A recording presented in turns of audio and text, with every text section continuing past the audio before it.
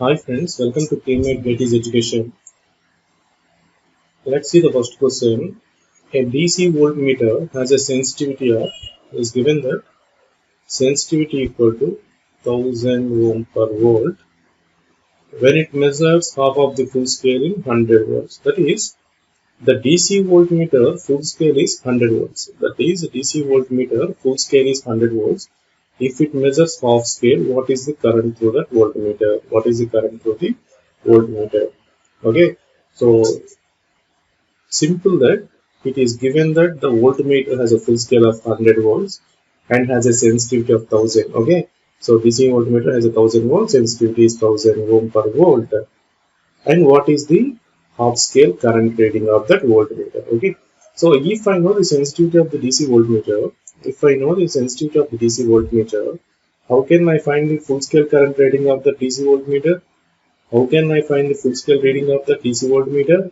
I know that sensitivity equal to 1 by full scale reading of that voltmeter. The reciprocal of the full scale current rating of that voltmeter is nothing but a sensitivity.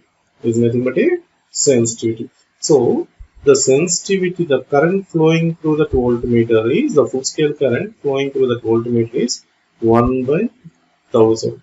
That equal to 0.1, that equal to 1 milliampere. That equal to 1 milliampere.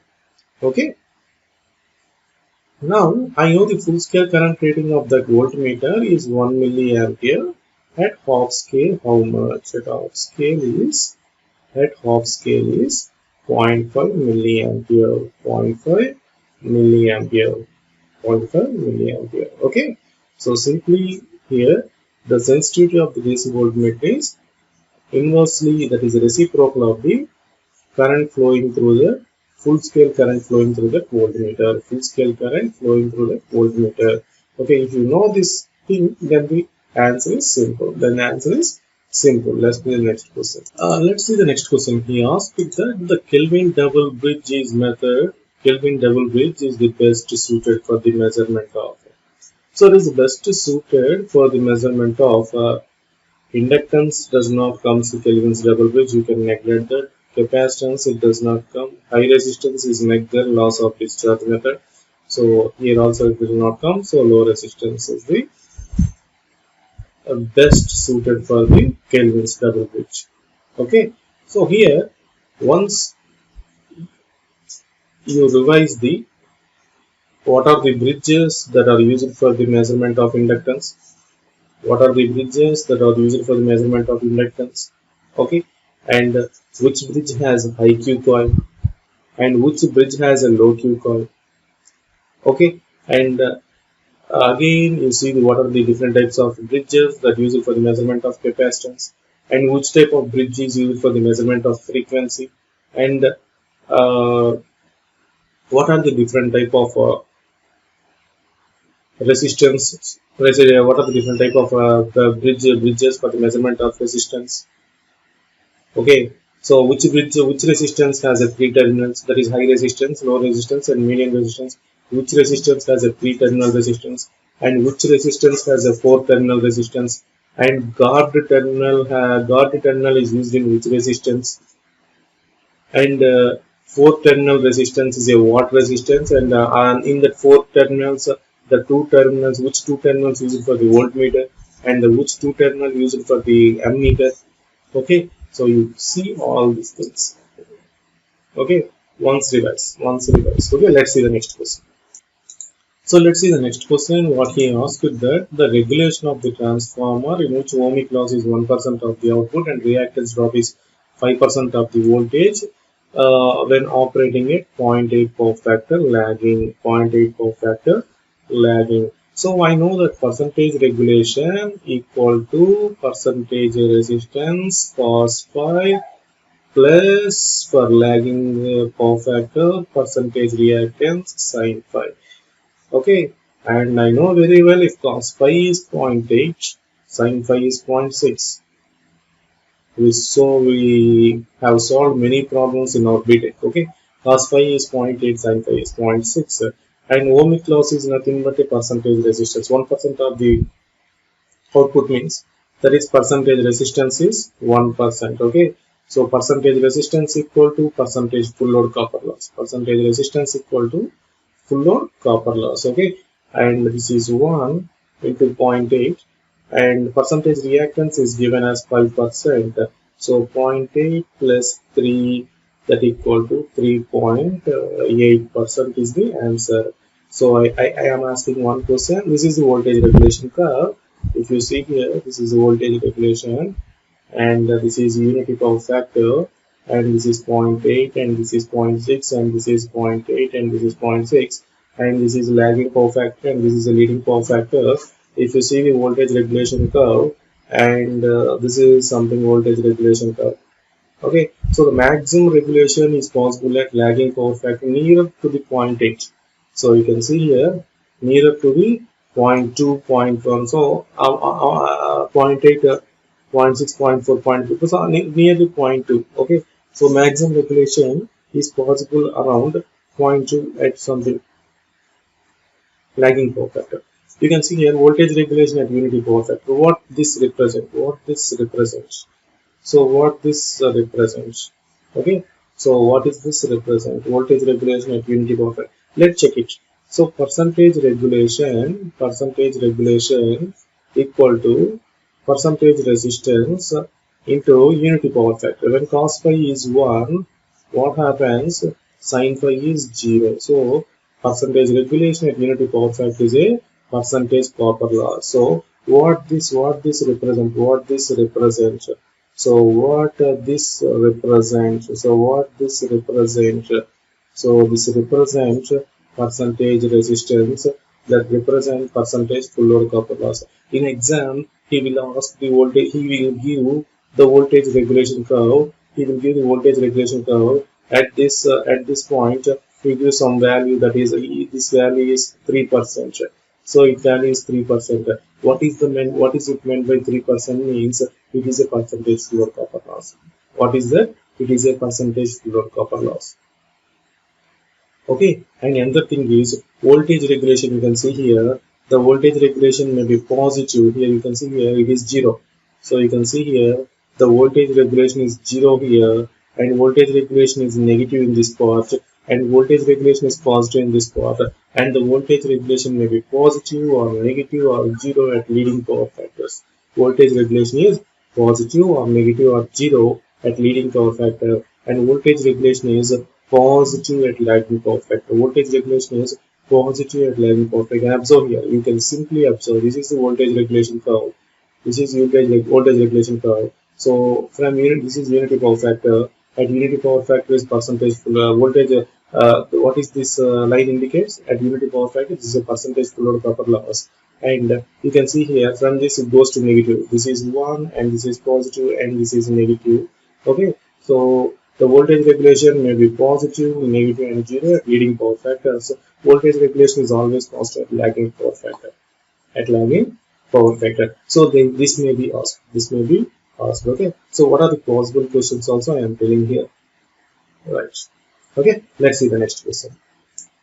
Let's see the next question here. What he asked in 100K, 100 VA from 120 by 12 transformer is connected so as to form a step-up auto transformer. A primary voltage of 120 is applied to that step-up transformer. What is the secondary voltage? So you can see here, this is given. This is the normal transformer of 100 VA. Okay, 100 VA. This is 120 and this is 12 volts. If I want to have a step-up transformer, there is only possibility I can add 120 plus 12, 132, or I can have subtractive polarity 120 minus 12. So this you have a step-up transformer. So I have, this is 120 and this is 12. So totally of 132. So what is the secondary voltage when you apply 120 voltage? If you for getting this auto transformer, 132 volts. 132 volts. Let's see the next. So let's see the next question. What he asked. A 2000 by, let's see next question. A 2000 by 200 volts transformer has an exciting current. So what is given? Exciting current of 0.5 amperes and core loss is 600 watts. 600 watts. and when HV side is energized by rated voltage and frequency, the magnetizing current is. So some students are confused that are exciting current and magnetizing current are same. Why he asking the question like that? Why he asking question like that? So there is a difference between the exciting current and the magnetizing component of the current. Okay, there is a difference between the exciting current and the magnetizing component of the current. So you see here, if you see here, I have a transformer. I have a transformer. Okay, so if I have a transformer under no load, if I take consider no load here, if I consider no load here, right? So whenever the supply voltage is given, it does not take suppose supply voltage is given, it does not take full amount of the current. It does not take full amount of the current for the production of the flux in the transformer core. For the production of the flux in the transformer core, it does not take the full current. Okay, whenever the supply voltage is given, it does not take full current because suppose if you see the BH curve for different materials, you can see here this is a CRGO steel and this is a silicon steel and this is a mild steel and this is a cast steel and this is a cast iron. So CRGO, that is very important. CRGO, silicon, mild steel, cast steel and cast iron. If you draw the several graph for the materials, you can see here. So H is current, B is flux. Okay, so very small amount of the current is required to produce a maximum flux in the transformer core. Very small amount of the current is required to produce a maximum flux in the transformer core. That is 2 to 3% of the full load current is required. So 2 to 3% of the full load current is required to produce a maximum flux in the current. Beyond that, it goes into saturation. So beyond that, it goes into the saturation. So it draws only very less current in the so it draws only 2 to 3% of the full load current. That is called a magnetizing component of the current. It called the magnetizing component of the current to produce a flux in the transformer core. Okay, so to produce a flux in the transformer core, it reflects only 2 to 3% because beyond that it goes to the transformer core goes into deep saturation. The transformer core goes into deep saturation. Okay, so once flux present in the transformer core, if you see here, if you have the flux here and if you have the direct if you know the flux and you can find the direction of the current by a corkscrew rule. Okay, if you curve the fingers, right hand corkscrew, if you curl the fingers, curling of the finger gives the direction of the current or flux, the thumb gives the direction of the current or the flux. Okay, vice versa, if curling of the finger gives the direction of the current, thumb gives the direction of the flux. If curling of the finger gives the direction of the current, the thumb gives the direction of the flux. Okay, so you can see here pure silicon is a good conductor of the electricity once flux present in the transformer core. Suppose if I take a small cutting here, let's see here, if I take small cutting here, so these are lamination, silicon steel lamination. So okay, so there are different silicon steel laminations. Okay, so if I take small cutting here, if I passes through the flux, if I pass the flux there, so there will be a current will be there here. You understand? So actually, the core is made up of a silicon steel material. Okay, silicon steel material of 0.5 mm thick laminations. Okay, so this is a silicon steel of 0.5 mm thick laminations. So silicon steels are laminated. So you see here, this something look like this. Okay, and having insulation between the consecutive silicon steel laminations and having insulating material between consecutive laminations because we have a current, this localized current. This current has not to pass from one lamination to the another lamination. This is one lamination, and this is another lamination, and between you have an insulating material. Okay, for this lamination you have a current, and this current not to pass from one laminated core to the another laminated core. So this is called a localized currents is called a eddy currents. These currents is called a eddy currents. How the eddy currents are producing? Once flux present in the transformer core. Okay. Once flux present in the transformer core, there will be circulating currents. Okay. Similarly, if the flux in the transformer core is a alternating. The flux in the transformer core is alternating. So if the flux is alternating, then only the EMF will be the sinusoidal. Then only the EMF will be the sinusoidal, right? So if flux is sinusoidal, induced EMF is also sinusoidal. You have an alternating nature of the flux in the transformer core. If you have an alternating nature of the flux in the transformer core, you have a hysteresis losses. So if you draw the BH curve for suppose magnetic material, ferromagnetic material, you can see here you have a hysteresis loop. You have a hysteresis loop. Okay. So for this occurs in the core. This occurs in the core. What are the losses that occurs in the core? Hysteresis losses and eddy current loss. So when it occurs, once flux present in the transformer core. So for this purpose, it draws some additional amount of the current, okay, that is 1 to 2%, 1 to 2%, 1 to 2% of the full load current to produce these losses, So finally it takes I naught current, that is a combination of the vector sum of the magnetizing component of the current and iron loss component of the current. Finally, it is 2 to 5% of the full load current. Finally, it is 2 to 5% of the full load current. So here you get the difference between the exciting current and the magnetizing current. So exciting current is the no load current. So exciting current is the combination of the magnetizing component of the current, iron loss component of the current. Magnetizing component of the current, iron loss component of the current. So if you see the phasor diagram, let's see here the phasor diagram. Suppose this is the flux. Whether we know that whether it is a what type of the machine, AC machine or DC machine, what type of the machine. Okay, so induced EMF lags flux by 90 degrees. Induced EMF lags flux by 90 degrees, E1, E2.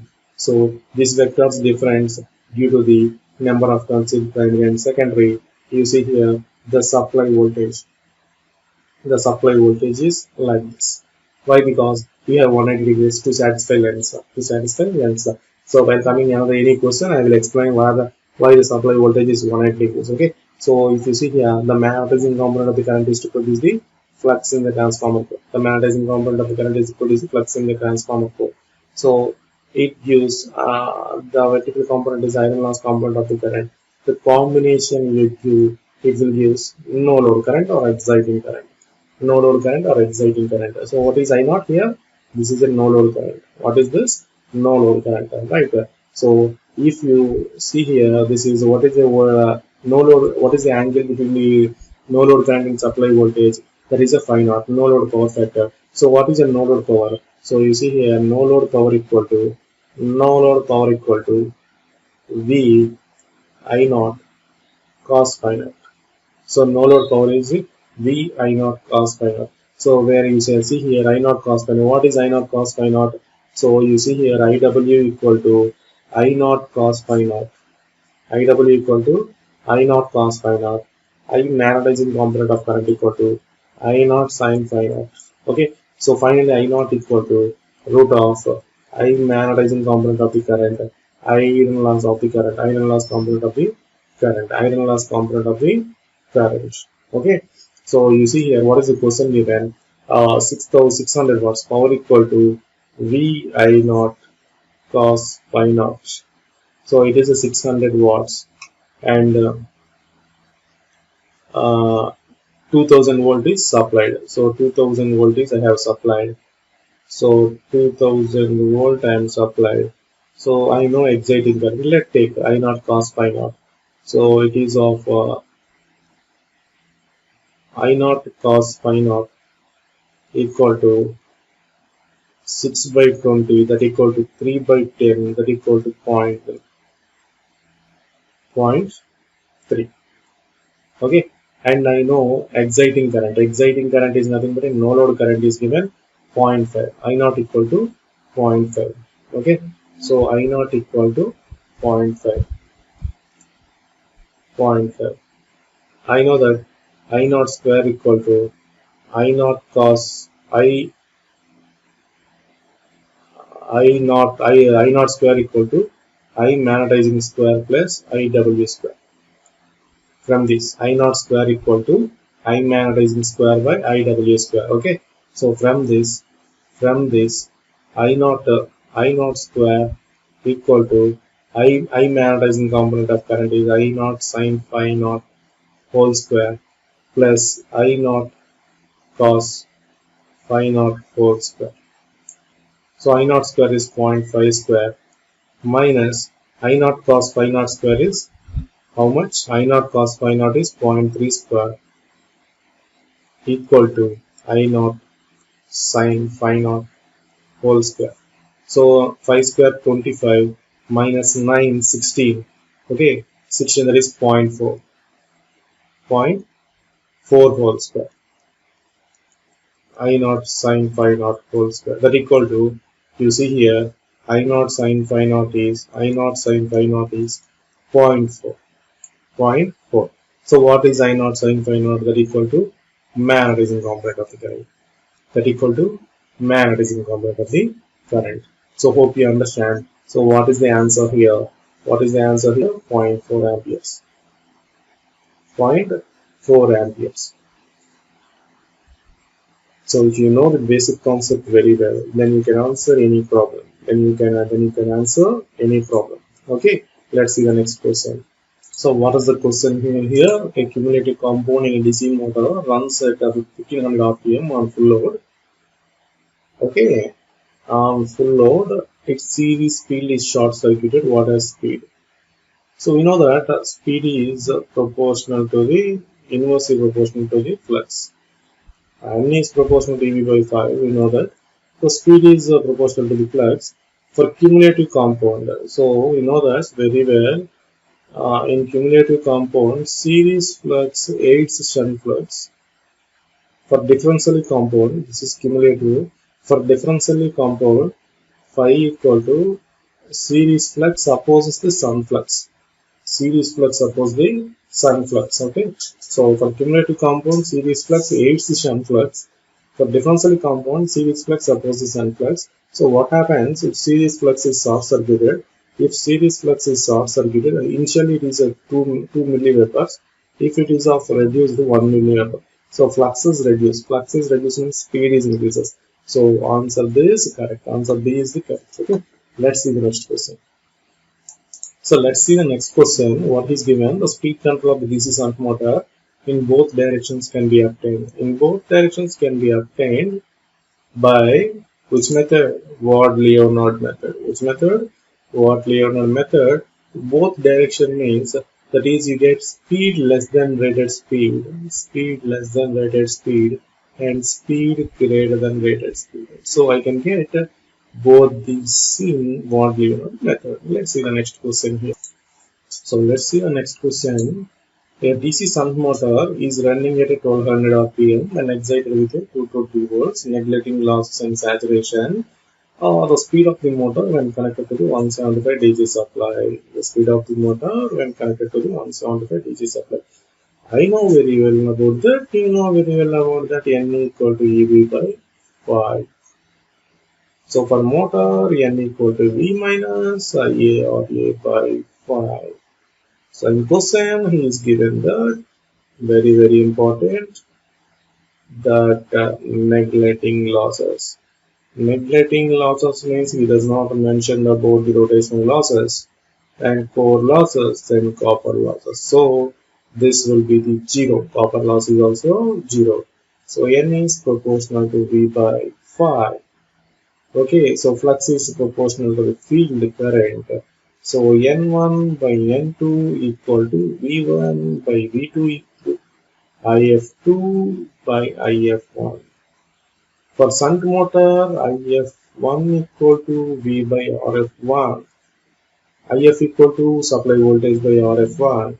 If I write this N1 by N2, V1 by V2 into V2 by RF, V1 by RF. So he does not given that the field resistance is changed. He does not given that field resistance is changed. Only the supply voltage is changed. The supply voltage is changed. So I can neglect this field resistance. So N1 by N2, V1 by V2 into V2 by V1. This will cancel and this will cancel and this will cancel and this will cancel. N1 equal to N2, that equal to 1200 RPM. Very important question. Very important question. That whenever the supply voltage to the DC shunt motor is not changed, when supply voltage is changed, speed does not change. Speed does not change here. The speed does not change here. Only here the supply voltage is changed. Other things are remain constant, like loss are neglected. Loss are neglected. Let's see the next question. So here, let's see the next question. An electric motor with a constant power output which have a speed torque characteristics. How will be the speed torque characteristics here? You know that, I know that power equal to 2 pi nt by 60. Okay, so here power is constant means this is a constant. Okay, speed is inversely proportional to the torque. Speed is inversely proportional to the torque. If you see here, speed is torque. We have a torque increases, speed decreases. Straight line through the origin is not. Straight line parallel to the speed axis is not. Circular about the origin rectangular hyperbola. So the response like the rectangular hyperbola. The rectangular hyperbola.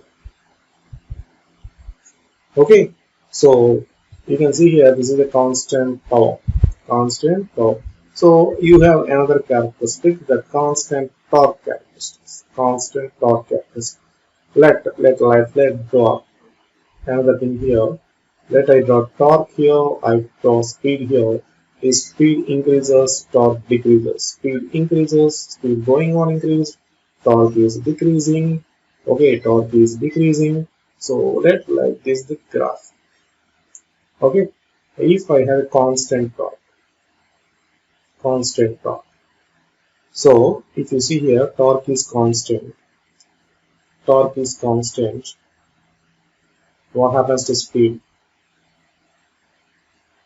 Power is proportional to the speed. Power is proportional to the speed. So you have a speed increases, power increases. Speed increases, power increases. You get below rated speed. This constant torque characteristics is below rated speed. Rectangular hyperbola characteristics above rated speed. Above rated speed. Hope you understand. Speed greater than rated speed, you have a constant power characteristic. Speed less than rated speed, you have a constant torque characteristics. Constant torque characteristics. So where you can see this, where you see this in field control method. In field control method of the DC shunt motor, you can see the characteristics. You can see the characteristics of the speed torque characteristic. You get the rectangle hyperbola. Okay, let's see the next question. So let's see the next question. In induction machine is run above a synchronous speed called a. So induction machine is run at above synchronous speed is called an induction generator. Speed less than synchronous speed, it is a motor. Speed less greater than synchronous speed, it is a generator. At synchronous speed, there is no operation of the induction machine. At synchronous speed, there is no operation of the induction machine. Why there is no operation of the induction machine? Slip equal to ns minus n0 by ns. If the rotor is rotated at synchronous speed, what happens to slip? 0. What happens to slip? 0. Alright. So at synchronous speed, there is no operation of the induction generator because there is no slip. There is no slip. That is, rotor here does not fall by a slip speed. So slip speed is 0. Slip speed is 0. Okay. Let's see the next question. So the type of the single phase induction motor having the highest power factor at full load. So among these, the capacitor run type has continuously the capacitor is continuously is there. Okay, so capacitor is capacitor run type, and running condition also you have a capacitor in that induction motor. So the power factor you have high in capacitor run type. Whereas in capacitor stop type, you can remove the capacitor after going to 75% of the centrifugal switch, because the capacitor is connected in series with the auxiliary line. The capacitor is connected in series with the auxiliary line. Okay, so if you see here, this is a single phase induction motor. This is a single phase induction motor. You have an main winding, you have an auxiliary winding in parallel, and you have 90 degrees. And if you place capacitor, this is a series capacitor. You have a centrifugal switch. And you have a capacitor run type. After going to 75% of the full speed, you remove the centrifugal switch. So you remove the centrifugal switch. If the centrifugal switch is connected in this winding, and the capacitor run type is always permanently connected. That's why you have a high power factor for capacitor run type. Okay. So here, let's see the next question. It is desirable to eliminate the fifth harmonic and the phase voltage of the alternator. The coil is short pitched by an angle of alpha equal to 180 by n, that equal to 180 by 5, 36 degrees. The same question, if we ask to eliminate the harmonic from the phase voltage of alternator, the coil should be short pitched by the coils are short pitched by coil span of the coils are short pitched by a coil span. Coil span is 180 minus alpha, that equal to 180 minus 36 will be the answer. So resultant of 180 minus 36 will be the answer. What is the coil span to eliminate the fifth harmonic? 180 minus alpha. What is the short pitch angle to eliminate with the harmonic? Alpha equal to 180 by n. Okay. So let's see some more questions in next video. Friends, please try to share to your friends and subscribe. Thank you.